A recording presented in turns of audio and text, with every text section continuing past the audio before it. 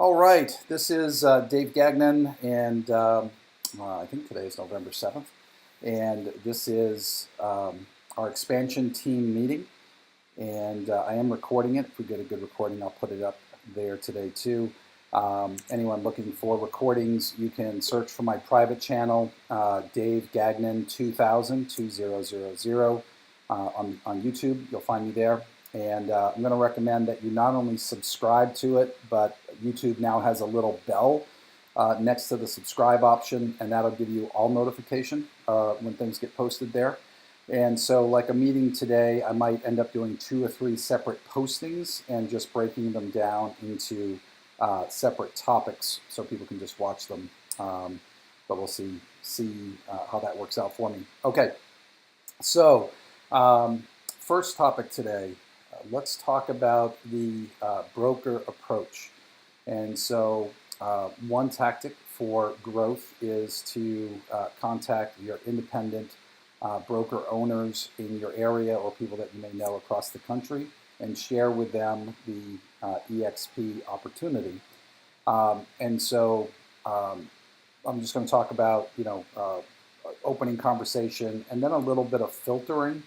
Because what I hear often is, oh, Dave, I spoke to a guy, and if he came over, he would be awesome, but I just can't get him to see what I see in it, right? So attraction is about engagement and staying in curiosity and answering their questions along the way. It's not about convincing them of something that they don't see, right? So I'm just going to talk about that a little bit. So we're going to focus on brokers for the first 10 or 15 minutes here. So in connecting with a broker, I think the way I would approach that. So first of all, let me talk about the difference between someone who's a broker owner of a franchise and someone who is an independent broker owner.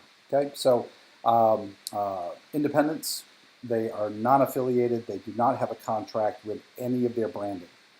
Someone who has another brand, and sometimes they're hard to identify, right? So you may have someone who's a manager, and I got someone with an open mic here. Let's see here. If you do have an open mic, please put yourself on mute. Thank you.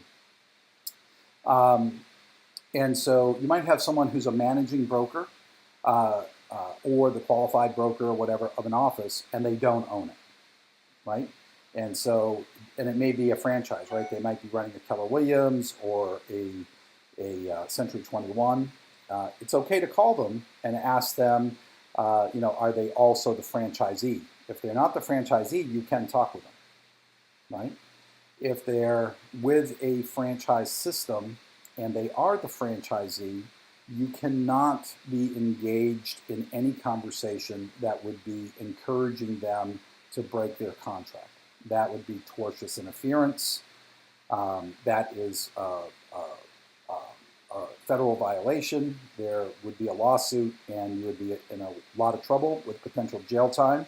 And so we do not help anybody or encourage anyone to get out of any contract that they may have.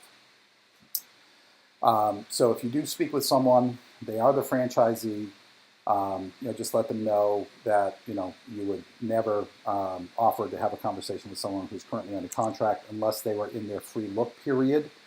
And would they like to have a conversation, at a future date, and then ask them when it is. You can't ask them when their free look period is, but you could say, would you like to talk again at a future date? When would that be? And they tell you it's December 15th. Then feel free to call them back December 15th. Again, ask them, if they are in their free look period, and if they say no, say, well, I'd like to have an appointment with you in the future. When would that be? And they'll give you a date, and you can call them. Just make sure you are not talking with them unless they are out of their franchise agreement or in their free look period. Their free look period typically is in the final 6 months of their contract. I have spoken with a bunch of people over the years who are outside of their franchise agreement, and they're operating on a month-to-month.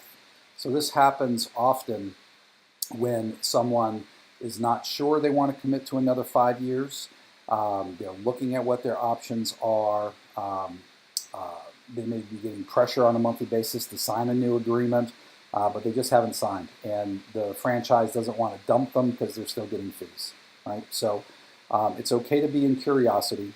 Just ensure that you're not violating your contract. It would be the same thing like you taking a listing contract and someone coming along and coaching the seller on how they could get out of their contract with you, so they could do business with someone else. That would be, an example of tortious interference that might affect you on a transactional basis.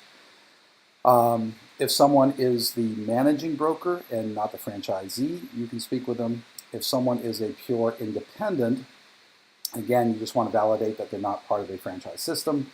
There are some out there that do just the back end, and so they might be contractually obligated. Like I might be Gagnon Realty and be contracted with another system, a franchise system that says I will only use their system. I'm going to pay them certain fees in order to use their back end support or marketing or whatever it might be. You just need to know those things, and again, do not encourage someone to break a contract, but to honor it. All right, so let's talk about independent brokers that are truly independent and free to talk to.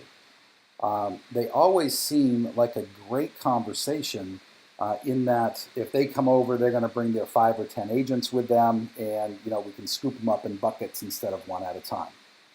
I'm going to give you a little cautionary tale first, in that they can take a long time to mature, right? They may not be ready.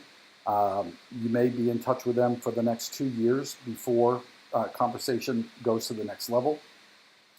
And part of the challenge is if I'm talking to, let's say, Fred, and he owns Fred Realty, and he's got 10 agents, and I start talking with Fred, and Fred says, well, it sounds good, but I'm not going to do anything until, next July. That's the end of my fiscal year, and it sounds really good, though. Let's keep in touch. Well, then at that point, oftentimes we won't go after their agents, right? Because we don't want to upset Fred.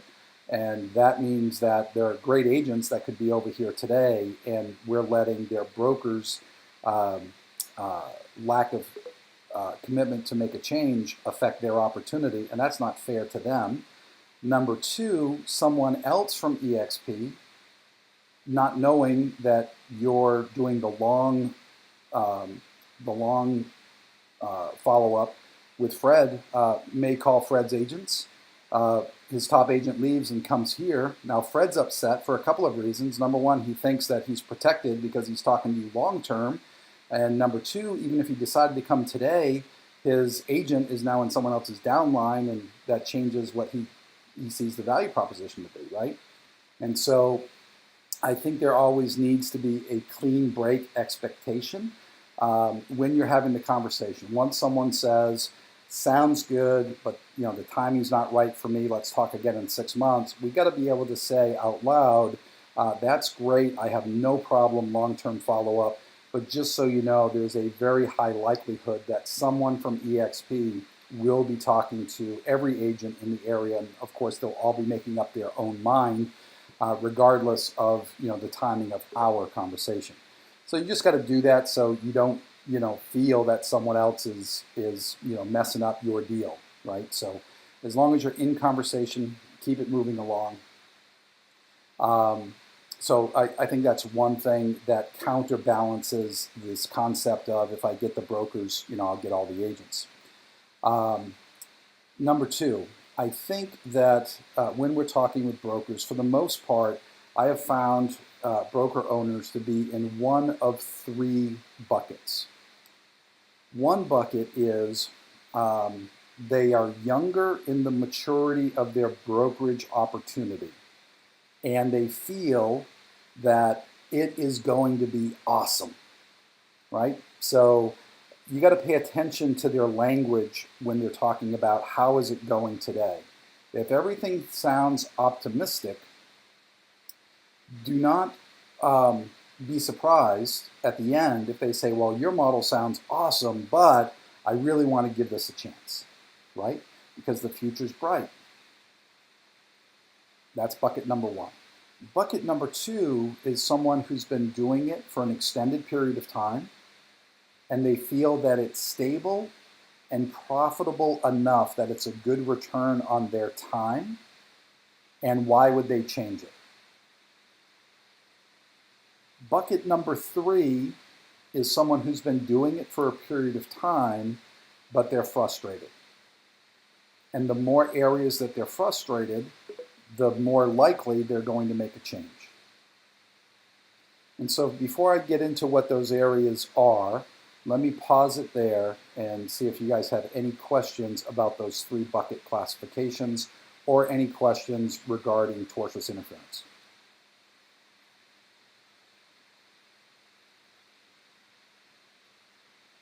Okay. All right, so when you're talking with someone who is frustrated with their current brokerage situation, the reasons why they're going to be frustrated are going to be agent attraction, right? They can't grow fast enough. They can't attract the more experienced agents. And so everyone that they're attracting is newer to the business. The other side of that will be agent attrition. How are they losing agents? So sometimes they're going to lose agents because the agents have never learned to make money. That means that they're either attracting the wrong people or their systems to get someone productive are not the right systems, right? If they're losing their productive agents, why are they losing their productive agents? And so when you talk to brokers who are experiencing painful attrition, they're running what I call the sausage factory, right? They're bringing in raw materials, they're doing all the work, they're cranking it out, but their new agents are falling through the cracks because they're not committed, they're not full time, they're not going to training, they won't develop themselves, they won't develop a database, those kind of things. Or when they finally get someone who's cranking it up, then they get recruited by a bigger agency. They go out on their own and become competition. They lose them on the top end. And so brokers can get frustrated running what I call the sausage factory, right? And so, and the third place where you'll hear most frustration is the return on investment for the time that I'm running the brokerage is too low. And so a lot of people that start their own brokerage were very successful producers as agents or associate brokers. And so maybe they're making $250,000 a year. Maybe they're running a small, tight-knit team. Other people want to be part of their team, and they talked them into starting this brokerage.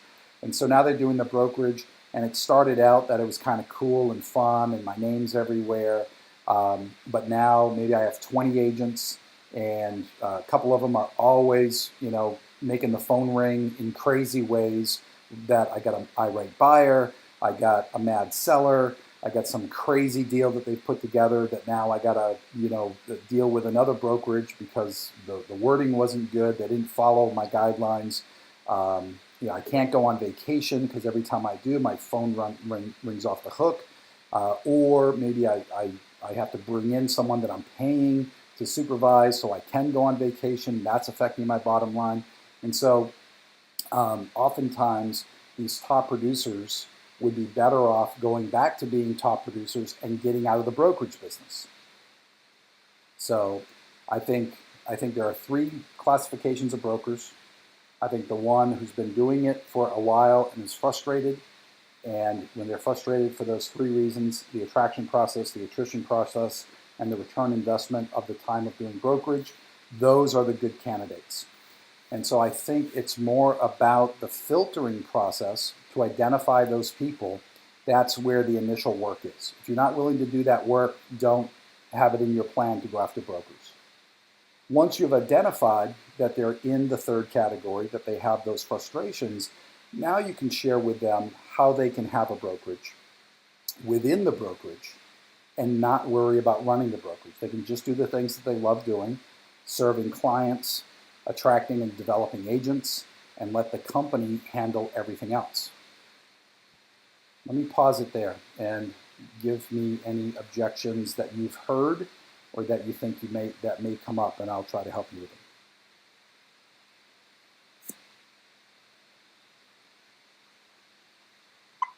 Dave, I just want to make a comment. I thought that idea that the sausage factory, that once they become a productive agent, somebody else is going to want them, and that must get really frustrating for that broker. And that would be, I think, a great discussion point with them.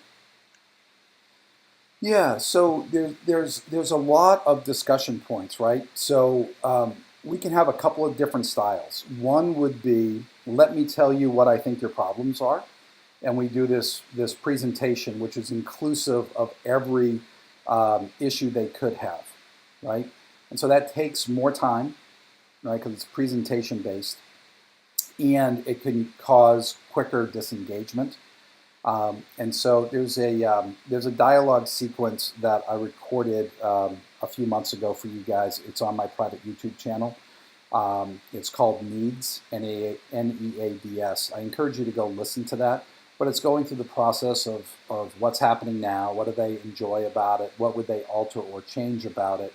And it's that alter or change element where you're in that discovery mode and digging down on there. And that might be a half hour of your conversation, right? When they say, yeah, it's painful when I lose, top agents. And it's like, oh, who'd you lose? How long did you develop them? How long were they with you? What were they asking for that you couldn't give them? What was the ultimate reason why they left? Did anyone else leave because of them?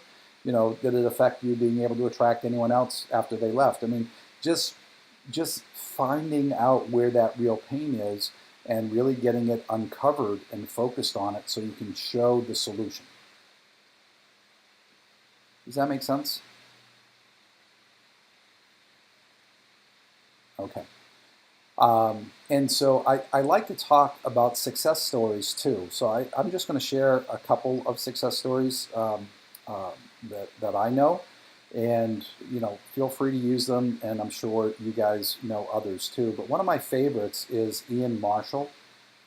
Ian was the first real brokerage that I knew that made the move over. And he was making the move over about the same time that I was becoming the director of growth for EXP.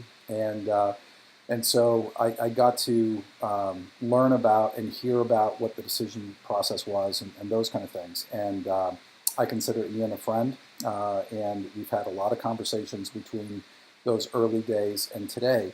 So Ian was running a team at Keller Williams and looked at the entire fee structure and felt that he could go run his own brokerage and keep more money and still run it as a team concept. He's a master at lead generation, and that's the strength of him running his team. And so he went out on his own, and he had done it, I think, for 5 years or so. And that's when he learned about EXP.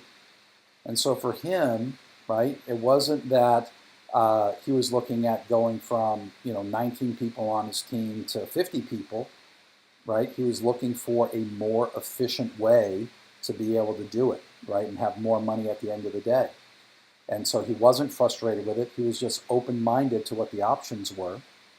And when he looked at the entire scenario of what do I pay in and what do I get back, he did it as a business person, right? And so it made sense for him to essentially outsource the brokerage to EXP and him to continue to run his business the way he was running it. And so I remember one of my first conversations with Ian. He had 19 people working on his team, and he thought they would all love EXP. And after he shared it with them, 2 of them said, it's not for me. And they decided to leave. And that was very painful for Ian because he cared about all of them, right? And I think there was a thought in there where maybe I may not go because I want to keep my team together, right? They're my family. But he decided to move forward, and he came with 17 people. And so one of those people is Kerry Lucas. Another one is David Pippin. Both of them are iconic agents. They're getting icon bonuses here. and they're great contributors back to everything that we're doing. But to extend the thought, right? So he went from 17 and he focused on building and expanding throughout his area. And I forget whether it was either within 1 year or 2 years. I think it was 2 years. He had 100 people in his downline. Right? There's 100 people he doesn't have to manage, 100 people that he doesn't have to motivate, right? And there's leverage in there. And so would he have been better off running his own brokerage of 19 or having 100 people pursuing their own dreams? Well, one of those people is Carrie, and she had a friend of hers who actually worked with her at a Keller Williams office in Atlanta, and their friend moved to Austin and joined Keller Williams there and was a top producer there. And she said, hey, I want to share this with you. And Elizabeth looked at it and joined. And for those of you that were in Fort Lauderdale at our convention a couple of weeks ago, Elizabeth Riley was the #1 production award winner for eXp Realty.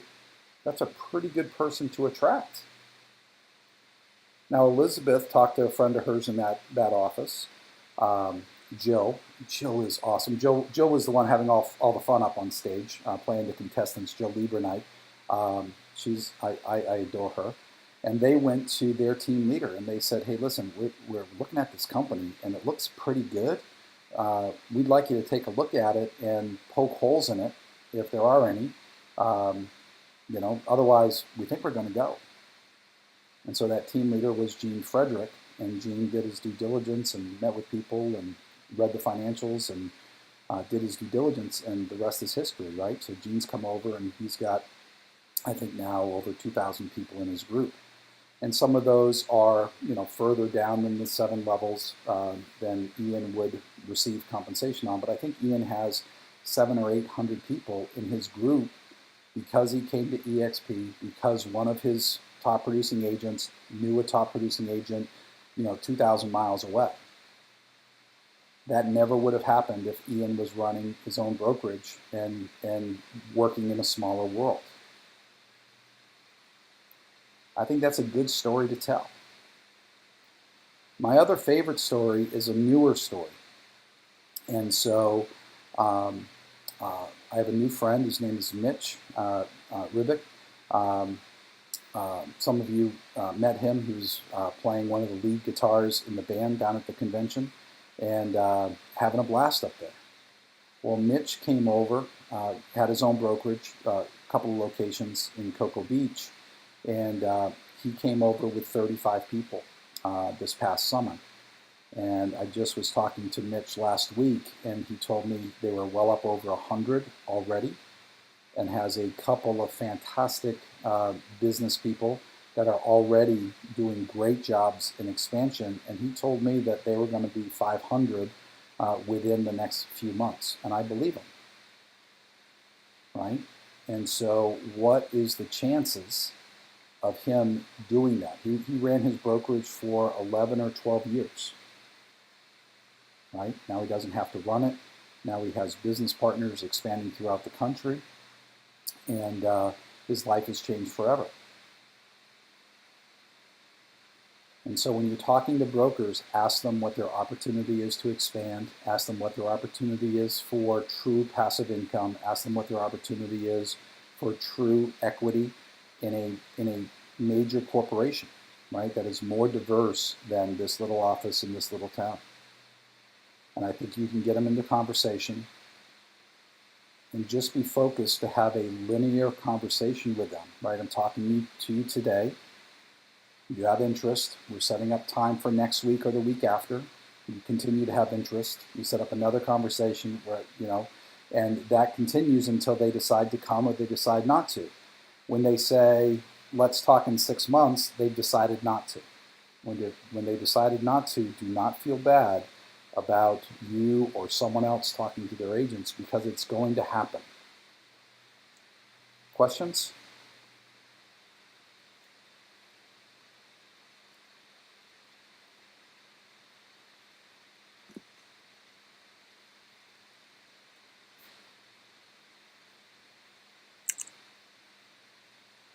All right. Okay, next topic. Let's see. I'm going to talk about follow-up process.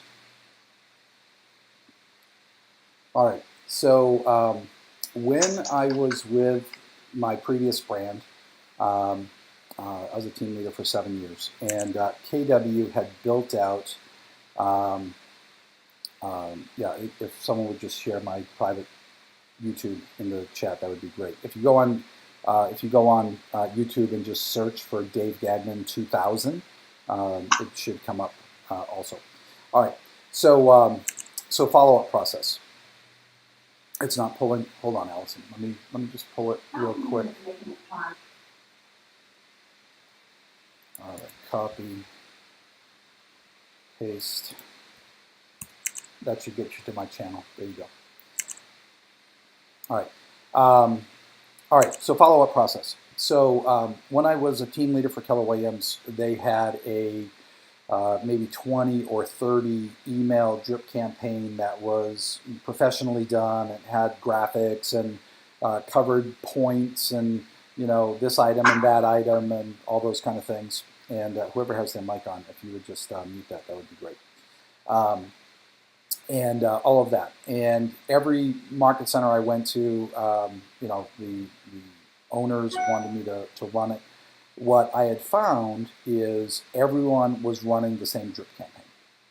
And so anyone who wanted to do recruiting, they all were using the same thing, right? For an extra $99, they had access to this tool. And so the agents in the local market were getting the same emails from different people, and it was just pure spam.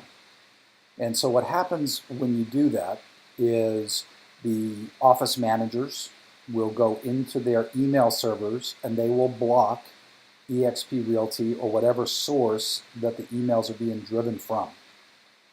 And now nothing gets through, even when people are doing deals. That's not good. The other thing that happens is the company becomes known as, I'm using air quotes, the recruiting company, and no one wants to talk to anyone because they just want to do deals, right?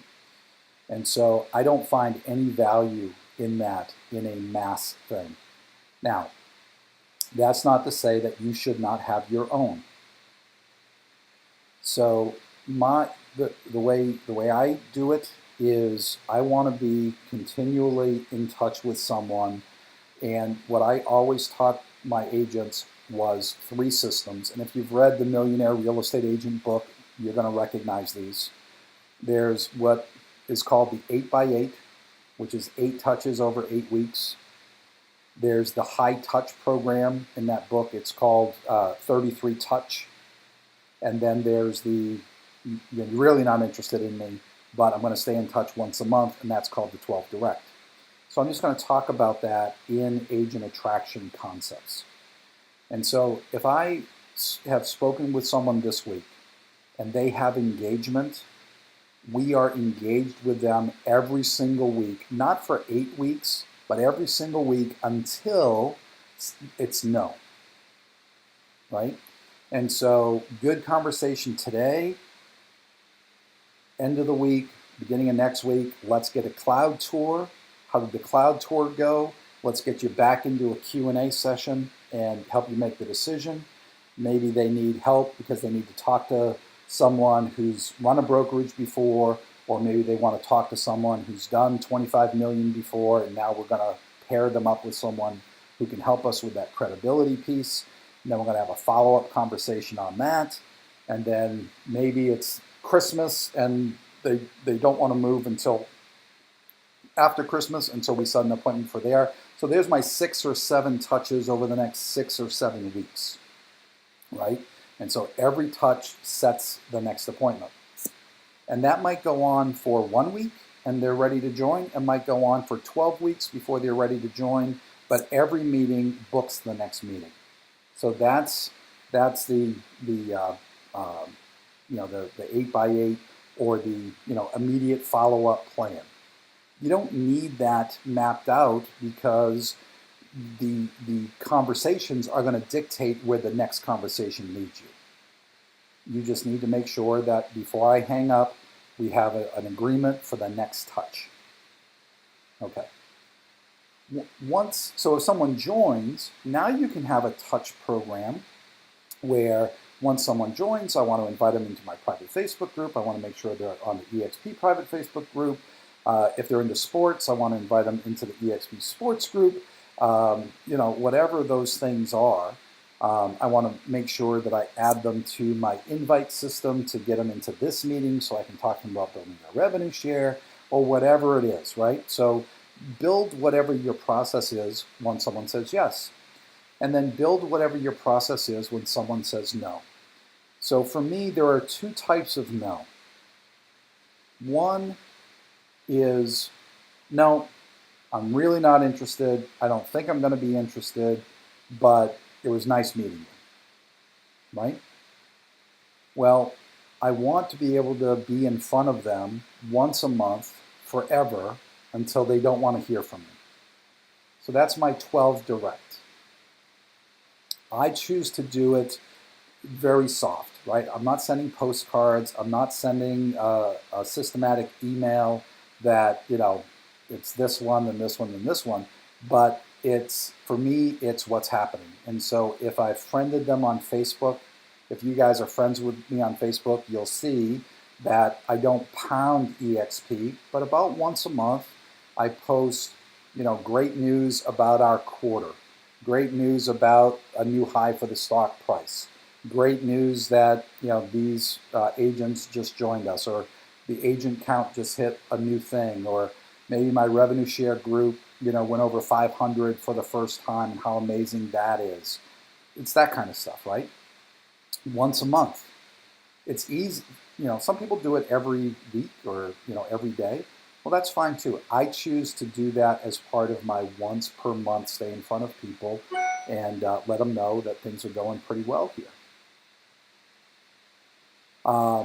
You could do it with, I'm not going to do a Facebook post about it this month, but I have everyone's email and I have it in a system that's going to allow me to do, hey, first name, and then blah, blah, blah, right? And maybe once a month or once a quarter, you're doing a little update. For me, I don't want it to look like, a MailChimp, formal newsletter that I'm sending out to everyone. I want it to go out like it's just to them. So it's going to say something like, hey, Fred, we haven't spoken in a while. Just wanted to let you know what's been happening, right? Hit a new stock high of $6.10 last month. We had 12 new Icon agents receive their Icon bonus. We hit 5,000 agents at the convention, and I got to play, in the EXP band, and it was awesome. Here's a video clip of someone took one of the songs, right? We were rocking it, baby, and that goes out, right? If you have a system that tells you that they opened it, well, that's great too. Maybe once or twice a year, I'm sending them a text instead of an email. Right? Again, I want it to be personal, short, but it's just a check-in, right? So that would be my 12 direct. Once a month, I'm in front of them with something about EXP, not selling them hard, just a little bit of info that maybe they'd like to have. The other type of person who says no is someone that I really hit it off well. I want to be in business with them, where we have a friendship starting, a relationship starting, and I want to nurture that. And so, did you say that? No, Jackie, the 12 direct is just having a process of touching them once a month, and it can be a wide array of things. It can be that you're using your social media and you have friended them. It could be email, it could be text message, but it's once per month. The high touch, in the MREA book, there's a specific map on what the 33 touches are. The 33 touches are once a month, right? A drip something, right? Like we just talked about. Also, once a month, something of value. right? So what would that something of value be? Well, for some people, it might be, a magnet. It might be, it might be a local market report that they don't have access to. How many houses sold, how many went under contract. Are we in a buyer's market, a seller's market? Something that's going to help them in their business. Um, um, for me, it could be that personal touch, right? So they might be getting something that is, did you know? And then once a month they're getting something of value. And so that would be 24 touches, right? The other touches are once a quarter, a phone call. Birthday, anniversary, right? Something special. And so I do not systematize that currently. So whatever I'm doing with someone who is, I'm not really interested, we didn't really connect, but they didn't say not to stay in touch, they're getting my once a month deal. Everyone else is getting that plus a little bit more. And so for me, the little bit more is if I'm really interested and engaged with someone, I check in on their feed on Facebook. What are they up to, right? I'm giving feedback there. I can private message them. I can text them. I can call them, right? So I don't know if you do this, but I block out entire days where all I'm going to do is to go through the next people on my list of folks that I want to be in business with and just touch base with them. And I'm not selling them on EXP, I'm just checking in, right? Why? These are people I want to be in business with. I just treat them like people I want to be in business with. So that's my 3 ways of follow-up. Questions?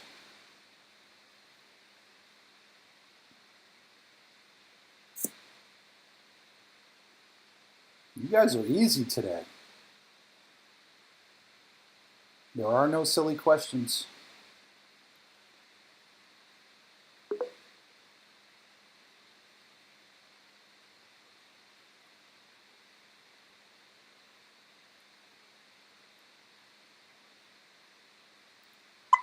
All right. Hey, Dave. Yes. I have a quick question. What do you do when, you've done a great presentation, you've connected them with you and had a great time there, and then they kind of go silent, go silent on you? Is there a good way to re-engage them easily? Well, yeah. So when they go silent, right? They haven't told you, right? But they have either become a no, and I'm going to do the high touch, or they've become a no, and I'm going to do the low touch.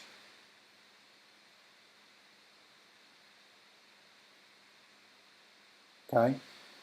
And so if someone goes silent, that can be for a lot of reasons. It could be that maybe they heard something that has turned them off, and they've just like that. I don't need to talk about it anymore.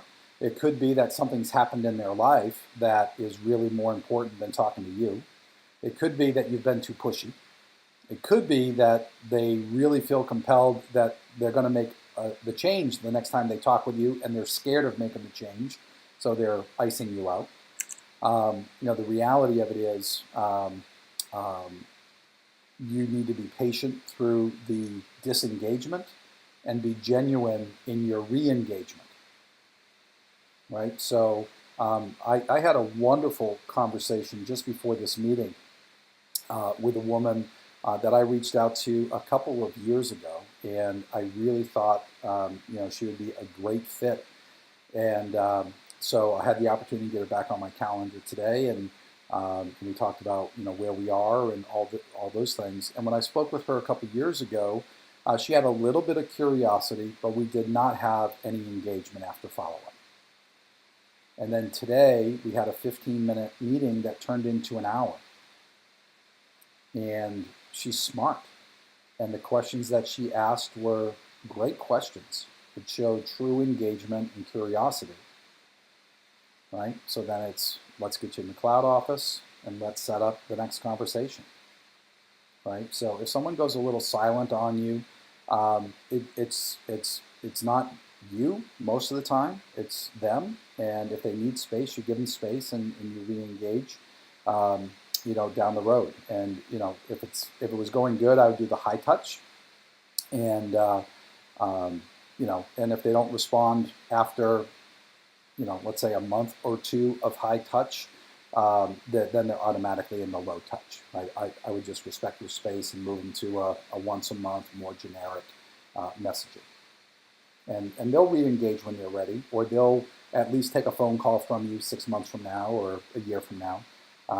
But if you pursue them too hard, they'll ice you out and they'll start talking to somebody else. I think a lot of times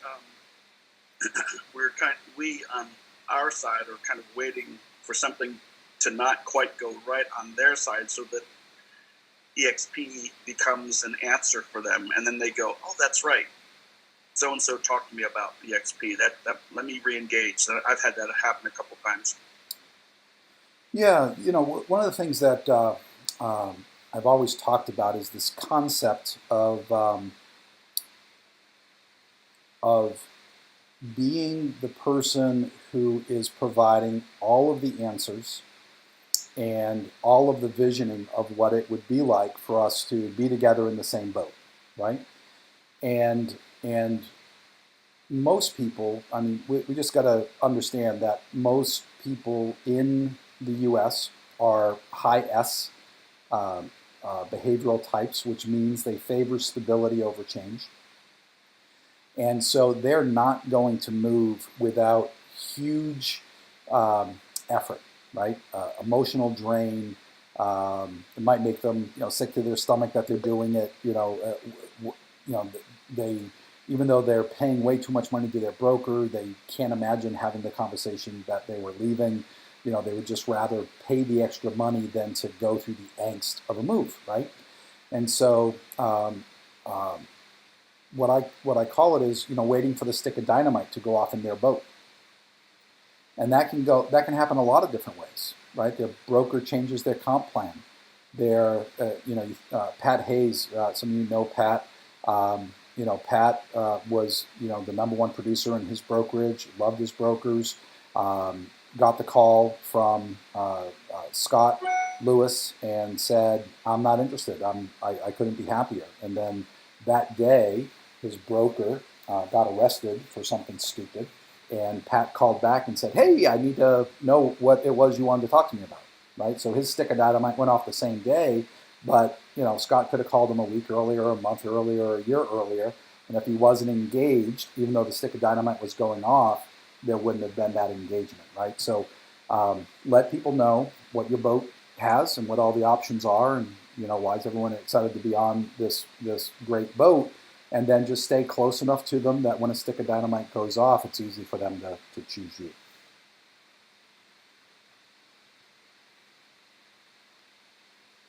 Hey Dave, I have a question.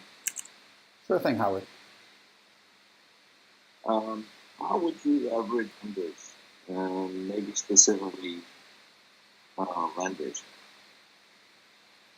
Would you say that again? You're a little muffled. How would you leverage relationships with vendors, and I then said especially lenders, of either introducing you to agents or brokers, or just in general, how could we maybe leverage them? Sure. So, for example, knowing a great lender in the area that's well respected and have them refer you to people, that kind of thing, Howard? And this would be referring to agents. I'm sorry, Howard. It's a little muffled. I'm having a hard time hearing you. I don't know what else I can do. Lenders either. I mean, we know we can use lenders and sponsors for lunch and learn and things like that, but we're actually having a lunch to introduce ourselves to a mortgage company, and just wondering maybe how to build that relationship with them so that they're introducing agents to us or us to agents or something like that. Gotcha. Yeah. So one of my favorite quotes, learned it 30 years ago, was the best way to get everything that you want is to help others get everything that they want. And so I think the answer, for what you're looking for is to start with having that conversation with the lender or the vendor or whoever it may be, and ask them what their goals are, ask them what their roadblocks are, ask them how you can help them, right? And through helping them, how can you also achieve your goal with that? And so what I used to do, when I would go into a new area, and I went into a new area every year, I would call the lenders, the top lenders, and I would ask them, I wanted to sit down with them. I wanted to know what their model was, because not all lenders do the same things, right? I would ask for their value proposition. I would ask what their goals were. I would want to share what our business model was, because I wanted them to know. And I'd let them know that I was looking for, top people, and these were the benefits of being with us. And who do they know that might be thinking about a change? I always got names out of those meetings. They all wanted to take me out to lunch, right? Because I knew a lot of people. They wanted me to send them, business, and I told them I didn't want much. What I wanted was, introductions to people that they knew were great agents that were less than satisfied with what was going on. And I always got referrals that way. I've also attracted people to EXP that have been referrals from people who weren't ready to make the move. I just had that conversation with a wonderful woman I spoke to, it must have been a year and a half ago or so, and the timing was not right for her. And I asked the question that I always ask, and it's like, if you were to come over, we want to, make sure we got you your best, one or two people right out of the gate. But since you're not coming, who would those people be? Because we don't want to hold back the opportunity for them just because the timing's not right for you, right? And the first name she gave me, I called him that afternoon. That was Raul, who is in, where is he? He's in, I want to say, I forget where. I want to say Montana, but it's not Montana. Missouri, I think. And Raul's a capper. He's been a capper now 2 years in a row, and he loves the company, and I love having him here. But that, so you can get a referral from anybody that you're talking to. Just tell our story, and most people that I talk to are impressed with what we're doing, and I always ask, who do you know that would be a great fit? And then if they give me a name or not, then I ask, well, who do you know that's, unhappy?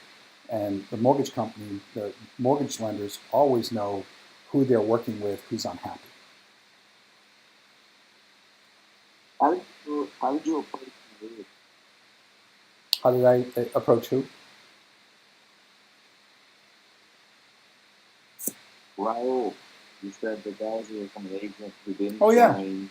Yeah. So I called Raul right after I hung up, and I said, hey, I was just speaking with so-and-so, and I used her name, and I was talking to her about a business opportunity, and the timing wasn't right for her today, but I asked her who's the number one person that she would recommend, and it was you. I'd like to set up a time to share the opportunity with you. And I forget whether I did it right then or there, or whether we set up a time, but then I did what I call the 4 pillars, and I had him watch the video, and then he made the move over. I mean, he came over in about a week, I think. How did you say yes in the first phone call? I did. Pardon me? Not everybody says I'm in on the first phone call. No. But what they say on the first phone call is, I'm interested in more information. Let me do my due diligence, and then we set up another meeting. Right? No, I was making the point because I said I was in on your first phone call. Oh yeah. Well, that's because there was one business day between you saying yes to following me to KW and me making the change here. So, and I'm glad you said yes, Howard. And thanks for your answer on Raul. That's helpful. Absolutely. I see Bill Stecker said that he spoke with Mitch Rebecca yesterday. He said he's up to 130 agents now. So that's so when I tell that story too, and Howard, just so you know, I'm updating my presentation, and in the success stories, I'm going to tell the Mitch story. Howard, your mic is on now.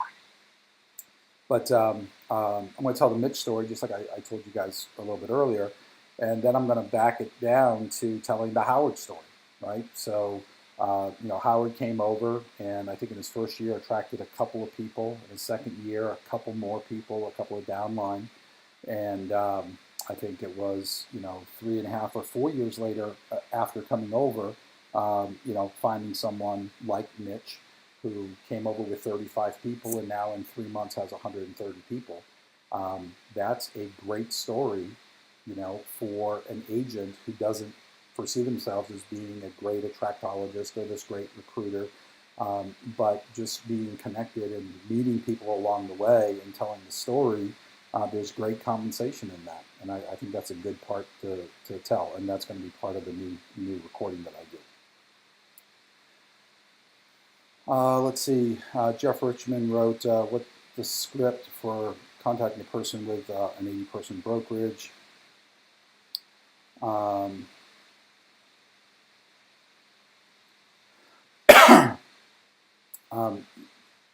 Jeff, I would just start the same way with any broker conversation. It might go like this. Hey Jeff, Dave Gagnon here with EXP. Just wondering, has anyone spoken with you about the expansion opportunities regarding EXP? They're probably going to say no. And then I would say, I would love to share with you what we're doing and why some great brokers have made the move across the country. If you have time later this week or beginning of next week, better. They'll set a time, say, well, one of the things that I'd like for you to do is to look at the presentation that we would normally do from the agent's perspective. And then once you understand that perspective, we can talk about the business opportunity, for you on being part of the expansion piece of it. So I'm going to send it to you. Do you have time to watch it between now and the meeting? Yes, great. Let's talk then. Right. And then quite frankly, Jeff, you're in my RevShare group. I would say if they've watched the video, book them for an hour with me, and I'll do that call with you or for you. And then Sonia wrote, "What is anti-EXP corporate messaging?" Could you just clarify on that? I'm not sure what that question is. Oh, I was asking what it was because somebody else had, right before me, Lexi, she had made a statement about it. And I had no idea what that was, so I asked her what it was. Okay. The person before me had that question. All right. Lexi, could you give me some context around that? Let's see if I can find it. Basically asked about what. Oh, go ahead, Sonia, if you want. Oh, no, I didn't realize you I'm just curious about what, how we combat some of the, I would say, growing concerns from other corporate offices where we're hearing things like they're having actual classes on how to avoid EXP. Certainly a lot of Facebook threads that we're seeing. I'm just kind of wondering what the best way, in your opinion, is to have those conversations when people have been hearing those messages from their companies. Yeah. So I'll use Keller Williams specifically because I can always tell when I'm talking to someone who's been through an anti-EXP training piece, because first of all, they come across as very defensive, and their scripting is about all the same, right? So one of the things will be, yeah, so your stock price is down, so everyone's losing value. I mean, that was a big thing when the stock was down from the $5 mark, right? And it'd be like, that's not a normal thing for someone to say in a normal conversation. And so at that point, I would know, right, that they went to this 1 hour class or whatever. Another thing would be one of the biggest things that I hear, and agents will parrot this back. Revenue share cannot work because it's paid off of the gross, and Keller Williams already did that and proven that it does not work. And so you guys will be insolvent in a couple of years, and I would never go with a company that's going to be insolvent. Anybody in here hear that? Yeah. So, so the counter to that, right? So the counter to all of them is the truth. The truth counter to that is, Keller Williams could not figure out a way to make that work with the old-fashioned bricks and mortar model in order to pay out for their profit share. However, what Keller Williams, as well as every other franchisor, has figured out is how to collect the royalty from the agents regardless what the profit of the bricks and mortar office is. Right? So I'll use Keller Williams as my example. Agents pay 6% up to $3,000 to Keller Williams Realty International off the gross commission, regardless if there's any profit share, regardless if the office is making money or going bankrupt, regardless of all things. And so Keller Williams has proven that the gross model works. The difference is we are not collecting it as a franchise fee. We have built it into our compensation model, and we are paying it out as a reward. And so we know it works. We're just reversing the flow of the money. Would you rather continue to pay royalty to Keller Williams, or would you rather receive your fair share of what you helped build?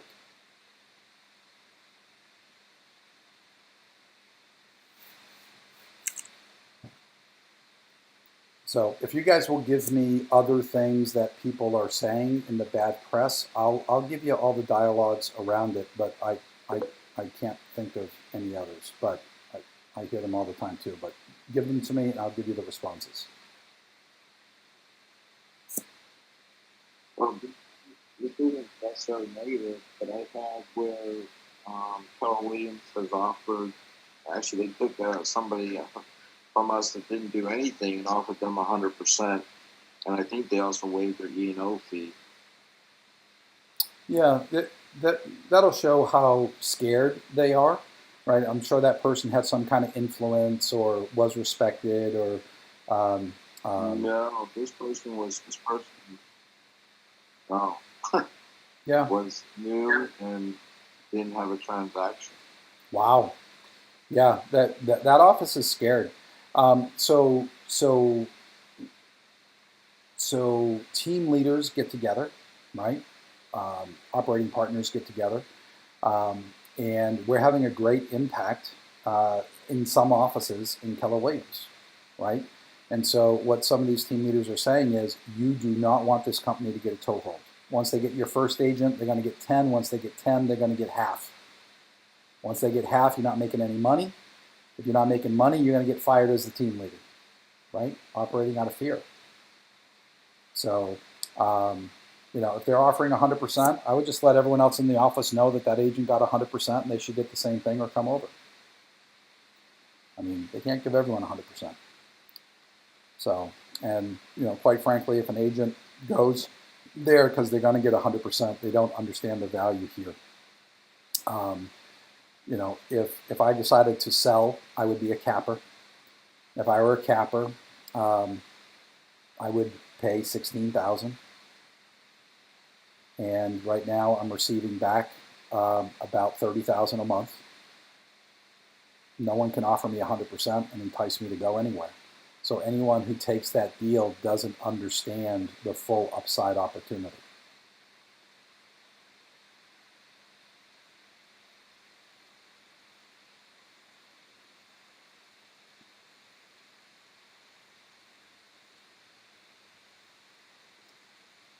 All right, everyone. That's the end of our time. Thanks for coming in. Thanks for the great questions. I didn't get to the early adopter thing. I'll get to that on the next session. The next session will be the second Wednesday of December. Right back in here, same place, same time. If I don't talk to you guys before Thanksgiving, have a wonderful holiday, travel safe, and I wish you guys all the best. Let's keep it growing. Bye-bye. Guys, we love you. Hey, Tracy, thanks for coming and visiting my area the day I'm leaving. You guys are awesome. You know what? You're breaking my heart, sweetie. Can't you change your trip? Come on, can't you revolve your life around me just once? The entire universe evolves around you. Well, we will definitely try to keep the place exciting for you. How does that sound? Absolutely, and I do hope to visit you guys this winter. Let's make a plan. Listen, you tell us when and when. You just tell us when, my dear. We would be honored and thrilled and happy beyond measure for you to do that, as always. And make sure we have Logan's contact information in case we need bail money, okay? I love that. All right. Have a great week. Bye-bye. Sweetie, bye-bye.